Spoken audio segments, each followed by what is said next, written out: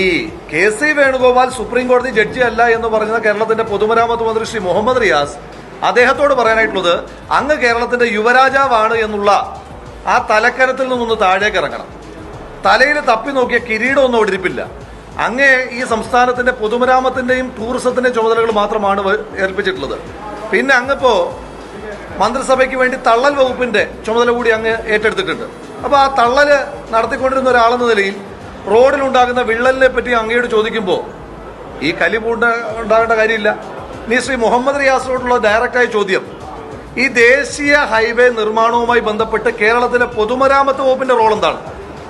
ശ്രീ മുഹമ്മദ് റിയാസിന്റെ റോൾ എന്താണ്? ഈ പാടത്ത് കൃഷി ഇറക്കി കഴിയുമ്പോൾ പാടത്ത് വന്നിരിക്കുന്ന ചില കൊക്കുകളുണ്ട്, ചില നാട്ടിൽ അതിനെ കൊറ്റെന്ന് പറയും. ഈ പാടത്തെ കൃഷി ഇറക്കി കഴിഞ്ഞ് അതിങ്ങനെ വിളവെടുക്കുന്ന സമയത്തെത്തി നിൽക്കുന്ന കൊറ്റുകൾക്കും കൊക്കുകൾക്കും ഒരു തോന്നലുണ്ടാകുകയാണ് ഈ പാടം മുഴുവൻ എന്റേതാണ് എന്നൊറ്റക്കാലിൽ നിന്നിട്ട് കൊക്കുകൾക്ക് ഉണ്ടാകുന്ന തോന്നലാണ് ശ്രീ മുഹമ്മദ് റിയാസിന് തോന്നുന്നത് ഈ ഹൈവേ മുഴുവൻ എന്റേതാണ്. കുറച്ചുകൂടെ കഴിയുമ്പോൾ അദ്ദേഹത്തിന് തോന്നി കേരളം മുഴുവൻ എന്റേതാണ്. അങ്ങനെയൊന്നുമില്ല. അദ്ദേഹം പറയട്ടെ, ദേശീയ ഹൈവേയുമായി ബന്ധപ്പെട്ട് കേരളത്തിന്റെ പൊതുമരാമത്ത് വകുപ്പിന് എന്താണ് റോള്? ഇന്നിപ്പോ അദ്ദേഹം തന്നെ പറയുന്നു, ഇതിന്റെ നിർമ്മാണവുമായി ബന്ധപ്പെട്ട് യാതൊരു വിധമായ റോളും ഞങ്ങൾക്കില്ല. നിർമ്മാണവുമായി ബന്ധപ്പെട്ട് റോളില്ലാത്ത ആൾ വന്നിട്ട് പറയാം ഡിസംബർ മാസം ഞങ്ങൾ ഇത് ഉദ്ഘാടനം ചെയ്യും. എന്താ ആധികാരികതയും? ഇതിന്റെ നിർമ്മാണം ഞാൻ ചോദിച്ചോട്ടെ, ഈ ദേശീയ പാത എന്ന് പറയുന്നത് കാസർഗോഡ് തൊട്ട് തിരുവനന്തപുരം വരെ മാത്രമുള്ള ഒരു പ്രക്രിയ വല്ലതുമാണോ? ഇതൊരു ചെയിനല്ലേ, രാജ്യം മുഴുവനുള്ള ചെയിനല്ലേ?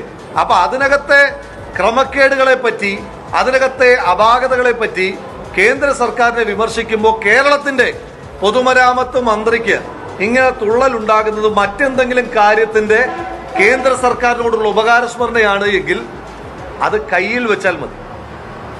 ആ തിണ്ണമിടുക്ക് വളരെ സ്നേഹത്തോടെ പറയുന്നു, ആ തിണ്ണമിടുക്ക് അദ്ദേഹം കയ്യിൽ വെച്ചാൽ മതി.